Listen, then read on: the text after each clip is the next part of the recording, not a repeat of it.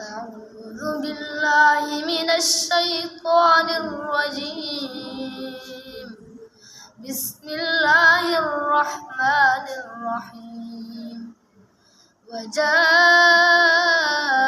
على قميصه بدم كذب قال بل سولت لكم أنفسكم أمرا فصبر جميل والله المستعان على ما تصفون.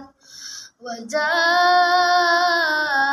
سجارة فأرسلوا واردهم فأدلى دلوه قال يا بشرى هذا غلام وأسروا بضاعة والله عليم بما يعملون.